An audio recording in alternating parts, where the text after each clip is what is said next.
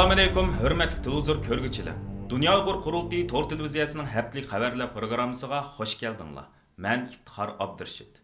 Aziz görünmənlər, tövəndə diqqətinizlər ötən həftədən beri Uyğurlar münasibətlik bolğan bəzi mühim hadisələr haqqında qısqaça toxtalıb ötümüz.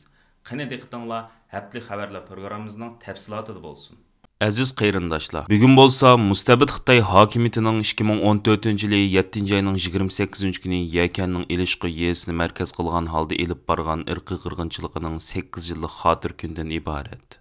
Bu munosabat bilan Dünya Uyghur Qurultayıning raisi Dolqun Aysa apandim bugun istansimiz qilgan so'zida Dünya Uyghur Qurultayı bo'lish sifatimiz bilan Mustabid Xitoy hokimiyatining inson qalbidan chiqqan rayimsiz qirg'inchilik tufaylidan hayotidan ayrilgan yakan shahidlarimizga, shundaqli Sharq Turkiston xalqining erkinligi va ozodligini qo'lga keltirish yo'lida qimmatli hayotini taqdim qilgan barliq aziz shahidlarimizga cho'nqur ehtirom bildiramiz. Mustabid Xitoy hokimiyatining zindonlarida, jazo lagerlarida va majburiy emgak silish maydonlarida azob oqibat chekayotgan millionlagan xalqimizga Allohdan esenlik tilaymiz deb ko'rsatdi. Gerçi Xitoy hukumatı 28-iyul Yakan qirg'inchiligining tafsilotini dunyo jamoatchiligidan yoshirishga tirishib kelgan bo'lsa-mu, ammo ba'zi chet el matbuotlarda va Sharq Turkistondan kelgan bevosita uchurlarda ko'rsatilishicha, bu qitimqi voqeada taxminan 3000 bilan 5000 atrofida Uyg'urning Xitoy jallodlari tomonidan rayimsizlarcha qirib tashlanganligi qayd qilinmoqda. Erkin Asiya Radiosu'nun xabar qilishicha, Yakan Ilishqi yezisining faqatla 3 kentida 3000 dan ortiq kishi qirib etilgan. Ilishqining 14-chi, 15-chi va 16-chi kentlari xaritadan tamoman o'chirilgan. Mustabid Xitoy hokimiyatining rayimsizlarcha qirg'inchilikka uchirgan Ilishqi yezisidagi Uyg'ur dehqonlarining tinchlik shaklda o'zlarining noroziliklarini hukumatga bildirmoqchi bo'lganligidan boshqa gunohi yo'q edi. Minglagan, hatto 10 minglagan begunoh Uyg'ur dehqonlari bu voqeaga chetilib rayimsiz Xitoy hokimiyati tomonidan zindon mahkum qilindi. Sharq Turkiston bo'yicha nopus jihati 1-o'rinda turadigan va umumiy nopusi taxminan 1 milliondan oshadigan muqaddas Yakan, ya'ni Uyg'ur Saidiya xalqining qadimi poytaxti Yarkan viloyati butunlay vayronchilik uchirdi. Demak, 28-iyul Yarkan qirg'inchiligi Mustabid kommunist Xitoy hokimiyatining Uyg'ur xalqiga qarata rayimsizlar yurgizayotgan irqiy tozalash harakatining jonliq o'rnikidan iborat. Yakan shahidlarimizning qini hargiz bekorga oqqani yo'q. Bugun Amerika boshchiligidagi demokratik ellar Sharq Turkiston xalqiga qarta irqiy qirg'inchilik jinoyat ishlagan Xitoy amaldorlaridan bir-birlab hisob so'rashga boshladi. Sharq Turkiston xalqimi hamon bir kuni Mustabid Xitoy hokimiyatidan top-yakun hisob oladi va oxirgi hisobda o'zlarining erkinligi, hurligi va milliy mustaqilligini qo'lga keltirdi. Yakan shahidlarimizning ro'yi shod bo'lsin.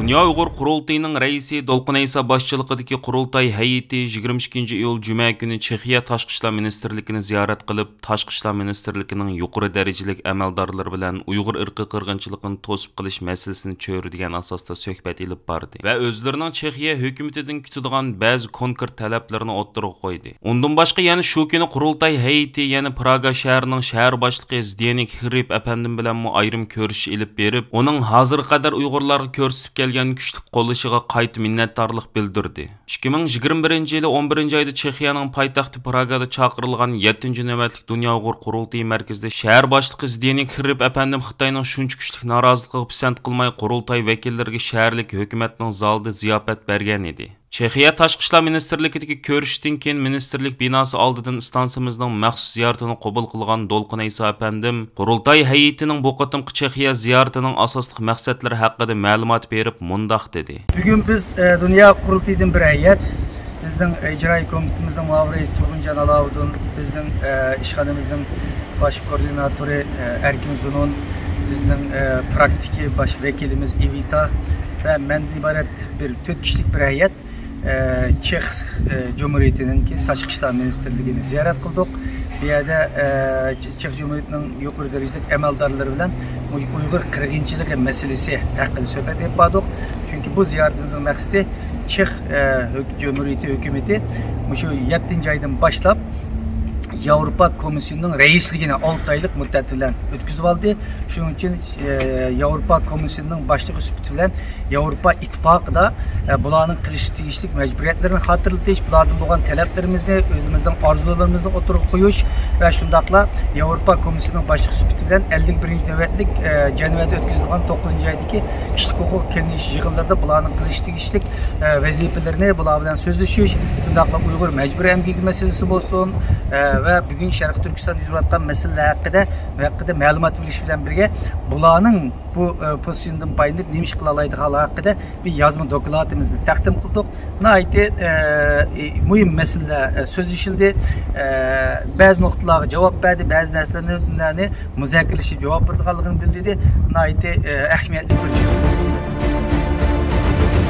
Amerika Xalqaro Diniy erkinlik komitetining raisi Nuri Turkal apandim bilan Dunyo Uyg'ur qurultiyi ijroiya komitetining raisi va Uyg'ur kishilik huquq qurilishining direktori Ömer Qanat apandilarning Amerika Davlat Majlisida muzokara bosqichida turayotgan Uyg'urlar haqidagi ishki qonun loyihasining, ya'ni Uyg'ur kishilik huquqini qo'g'dash qonun loyihasi va Uyg'ur siyosati qonun loyihasini Davlat Majlisidan o'tkazishni teziltish, Biden hukumatining Uyg'ur majburiy emgikining oldini olish qonunini to'liq ijro qilishiga kapolatlik qilish, bo'libmi dunyoning har qaysi davlatlarida Xitoy qaytirish xavfi ostida yashayotgan, moddiy va ma'naviy jihatdan turli qiyinchiliklarga duch kelayotgan Uyg'urlarning masalasini tezdan bartaraf qilish uchun Amerika hukumatiga besim ishiltish maqsadida Amerika Davlat Majlisida boshlatgan lobby faoliyatlari davom qilmoqda. 26 iyul kuni Nuri Turkal apandim bilan Ömer Qanat apandimlar Uyg'ur musofirlarini qo'g'dashni asosiy mazmun qilgan Uyg'ur kishilik huquqini qo'g'dash qonun loyihasining Davlat Majlisida ma'qullanishida halqiliq shaxslarning biri hisoblangan senator Grisley apandim va yordamchilari bilan ko'rishib suhbat olib borgan edi. 28 iyul kuni Nuri Turkal apandim bilan Ömer Qanat apandimlar yana Amerika Davlat Majlisida intayin muhim uchrashuvlarda bo'ldi. Shu kuni ular oldi bilan Amerika Davlat Majlisida Uyg'ur masalasini izchil turda qo'llab kelayotgan, navbatda Amerikada ijro qilinayotgan Uyg'ur majburiy emgikining oldini olish qonunini Davlat Majlisida tonishtirgan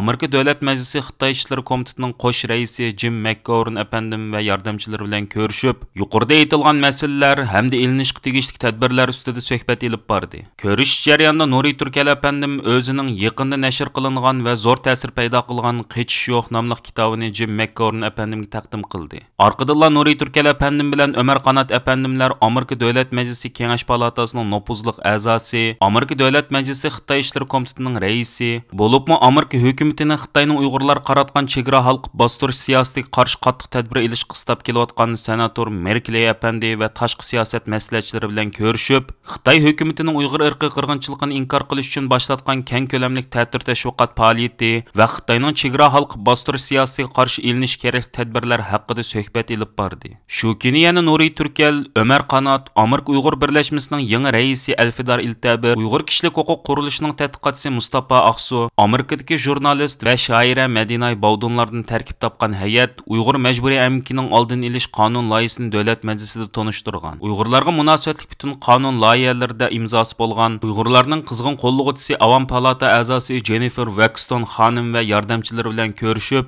Jennifer Waxton xonimga butun Sharq Turkiston xalqi nomidan rahmat aytish bilan birga, uningga Uyg'ur xalqi nomidan to'n kiygizdi. Avam palata a'zosi Jennifer Waxton xonim to'n kiygizish marosimida qilgan so'zida buningdan o'zining cheksiz iftixorlanganligini, Uyg'ur irqiy qirg'inchiligini to'sib qilish va Amerika Davlat Majlisida saqlanayotgan Uyg'urlarga munosabatli ishki qonun loyihasining tezdan ma'qullanib rasmiy qonunga aylanish uchun qo'ldan keladigan barliq tirishchiliklarni ko'rsatganligini ifoda qildi. Ömer Qanat apandimning stansimizga bildirishicha, Amerika Davlat Majlisidagi yuqorqidagi ko'rishlar butun hafta bo'yicha har kuni davom qiladi va Uyg'urlar masalasini qo'llab kelayotgan avom va kengash palata a'zolari bilan keng doirada uchrashish olib berildi. Nuri Turkal va Ömer Qanat apandilarining yuqorqi maqsadda Amerika Davlat Majlisida boshlatgan harakatiga parallel holda Uyg'ur harakat tashkilotining raisi Roshan Abbas, Uyg'ur tadqiqot markazining direktori Abdulhakim Idrislarmi Amerika Davlat Majlisida lobby faoliyatlarini boshlatgan va ular 26 iyul kuni Amerika Avam palata a'zosi, Amerika Davlat Majlisi Uyg'ur do'stlik guruhining raisi Tom Suzy bilan ko'rishib, uning bilan Uyg'ur Amerika grajdanlari va siyosiy panoh tilguvchilarni Xitoy hokimiyatining davlatlar hal qilgan ziyonkashliklardan qanday qo'g'dash qatorliq muhim mazmunlar ustida muzokara olib bordi. 28 iyul kuni Roshan Abbas xonim bilan Abdulhakim Idris apandim yana Amerika Avam palatasining raisi, Amerika siyosiy sahnasidagi 3-nomerlik kuchli shaxs Nancy Pelosi xonim hamda Amerika Davlat Majlisining a'zosi Jim McGovern bilan uchrashib Uyg'urlar masalasi to'g'risida suhbatlar o'tkazdi. Dünya Uyghur Qurultiyi 23 iyul shanba kuni İstanbulda marosim o'tkazib, Anqara Universiteti Til, Tarix va Jo'g'rofiya fakultetining o'qituvchisi, uzun yillik fidokor milliy kurashchimiz, Dünya Uyghur Qurultiyining qurg'uvchi a'zolarining biri bo'lgan doktor Erkin Ahmad apandimning dotsentlikdan professorlik o'stirilganligini qutlaqlash bilan birga, uning chet elga hijrat qilib chiqqan 1988-yildan buyon milliy da'voyimizga qo'shib kelgan to'kpisiga rahmat aytdi. Anqara Universiteti baholash hay'ati 2022-yil 4-oyning 13-kuni doktor Erkin Ahmet Efendimni professorluq loyiq ko'rganligini e'lon qilgan. Bu xabar ayni chog'da muhojiratdagi qarindoshlarimizni alohida so'yindirgan edi. Qurultay nashriyat markazining mudiri va Tehlimakon Uyg'ur nashriyatining qurg'uvchisi Abdujalil Turan Efendim riyosatchilik qilgan va qurultayning muavin raisi doktor Erkin Akram Turkiyadagi ba'zi Uyg'ur tashkilotlarining mas'ullari va akademisiyanlaridan bo'lib ko'p sonli kishi qatnashgan mazkur murosimga tor orqali qatnashgan Dunyo Uyg'ur qurultayining raisi Dolqin Isa Efendim qilgan so'zida o'zining 1995-yildan tortib doktor Erkin Ahmet Efendimni yaqindan taniydiganligini,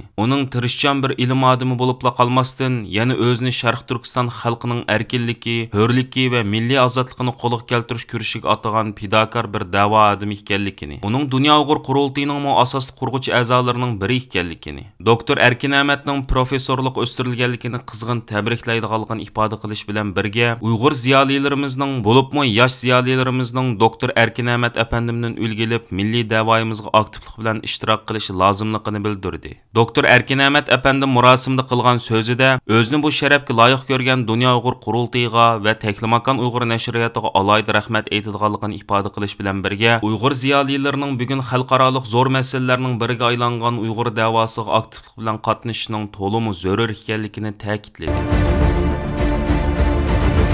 Dunyo Uyg'ur qurultayi bilan Uyg'ur kishilik huquq qurilish tarafidan vatanimiz Sharq Turkistonning Xitoy tarafidan besilingan mustamlika ostidagi bir davlat ekanligini xalqaro jamoatchilik e'tirof qildirish uchun boshlatgan tadqiqot programmasi muhojiratdagi Uyg'ur qarindoshlarimiz orasida kuchli qiziqish va hayajon paydo qildi. Bu vaqtdagi xabar Dunyo Uyg'ur qurultayi to'r televiziyasi va Erkin Osiyo radiosi tarafidan e'lon qilingandan keyin ko'plagan siyosiy faoliyatchilarimiz, Uyg'ur akademisiyanlarimiz va qarindoshlarimiz qurultay markaziy organiga uchur yo'llab, Sharq Turkiston xalqining kelgusi taqdirini belgilashda zo'r tarixiy ahamiyatga ega bo'lgan mazkur programmaning muvaffaqiyatli tamomlanishi uchun har turli yordamda bo'lishga tayyor ekanligini bildirib kelmoqda. Qurultay nomidan mazkur tadqiqot programmasiga yetakchilik qilayotgan qurultayning muavin raisi, strategiya mutaxassisi, Anqara Hacettepe Universiteti tarix o'qituvchisi doktor Erkin Akram Efendi bu vaqtda Erkin Osiyo radiosi Uyg'urcha anglatishiga qilgan so'zida bu dokladni yozish uchun hozirgacha Sharq Turkistonning Xitoy tarafidan besilingan mustamlika ostidagi bir zamin ekanligiga doir necha ming betlik tarixiy hujjat va materiallar to'planganligini o'ttirib qo'ydi.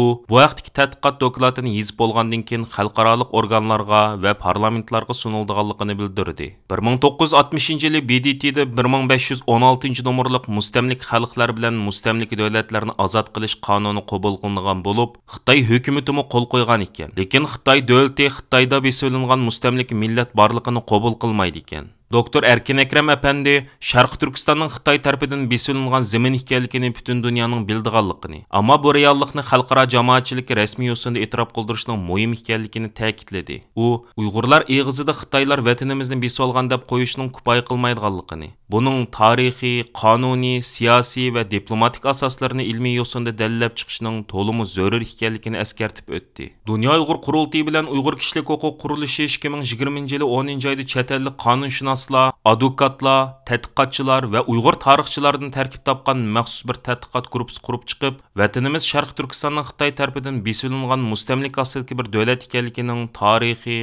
qonuniy, siyosiy va diplomatik asoslarini dalillab chiqish uchun zo'r ko'lamli tadqiqot boshlatgan va hozirga qadar mazkur programmaga 50 ming dollardan ortiq iqtisod sarf qilgan edi. Ayni chog'da Tibetning Xitoy tarafidan besilingan zamin ekanligi haqidagi tadqiqot programmasiga yetakchilik qilgan xalqaro dongli qonunshunos Michael Van Walt va uning yordamchisi Mike Bolches qatorliqlarmi vatanimiz Sharq Turkistonning Xitoy tarafidan besilingan mustamlika ostidagi bir davlat ekanligining tarixiy, qonuniy, siyosiy va diplomatik asoslarini dalillab chiqish uchun qurilgan tadqiqot guruhida xizmat qilmoqda. Dunyo Uyg'ur qurultayi bilan Uyg'ur kishilik huquq qurilishi mazkur programmani kelar yilning boshlariga qadar tamomlab bo'lishni planlamoqda. Bu vaqtdagi tadqiqot doklad tamomlangandan keyin xalqaro organlarga va parlamentlarga suniladi.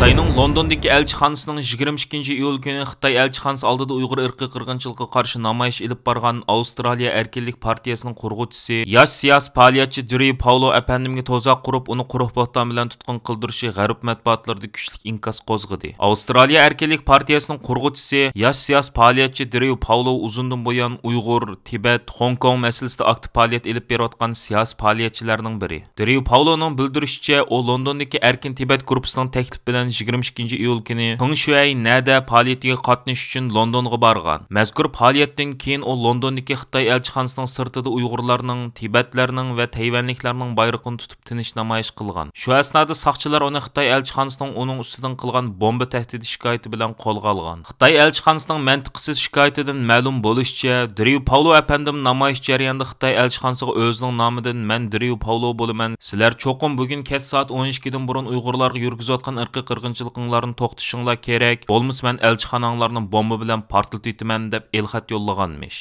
Dünya Uyghur Qurultayının Angliyadagi advokatligini qilayotgan Michael Polak apandimning yordami bilan qo'yib berilgan Drew Paulo apandim Avstraliya radio shirkati ABC'ga qilgan so'zida boshqalarning g'arazlik holda o'zining nomida bu elxatni o'ydirib chiqarganligini, buning to'limi razil va talvilarcha bir qilmish ekanligini, o'zining bo'lsa o'z-o'zini o'limga tutib beradigan bu darajadagi ahmoq biri emasligini ifoda qildi. Advokat Michael Polak bo'lsa matbuotlarga qilgan so'zida bomba tahdid qilingan bu atalmish elxatni Xitoy bir qo'lliq planlab chiqqan deb ko'rsatdi. Michael Polak so'zda yana bu tahdid qaytining dal Drew Paulo Xitoy elchixonasi oldida namoyish qilayotgan chog'da uning nomida yo'llanganligini, buningga o'xshash yolg'on elxatlarni o'ydirib chiqarish bo'lsa Xitoyning kishilik huquq qo'g'dovchilariga ziyonkashlik qilish uchun izchil qo'llanib kelgan vosita ekanligini ta'kidlab o'tdi. 23 yoshli Drew Paulo apandim Avstraliya Erkinlik partiyasini qurib chiqqandan keyin Uyg'ur irqiy qirg'inchiligiga qarshi turishni partiyasining eng asosli kun tartiblarining biri qilgan va Avstraliyada Uyg'ur irqiy qirg'inchiligiga qarshi ko'plagan namoyishlarni elib berish orqali Avstraliyada Xitoyning ko'ziga qadalgan miqqa aylangan. Bu sababdan Xitoy uni asosliq zarb berish nishonlarining biri qilib bekitgan edi.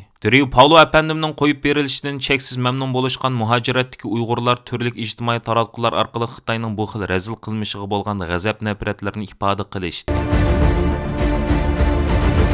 Uyg'ur irqiy qirg'inchiligi masalasiga hozir qadar sukut qilib kelgan Birlashgan Davlatlar Tashkilotining bosh kotibi Antonio Guterresning 25 iyul kuni Xitoy diplomati Li Junxuani BDTning iqtisodiy va ijtimoiy xizmatlarga mas'ul muavin bosh kotib qilib tayinlanganligi xalqaro kishilik huquq tashkilotlarining va Dunyo Uyg'ur Qurultayi boshchiligidagi Uyg'ur tashkilotlarining kuchli noroziligini qo'zg'adi.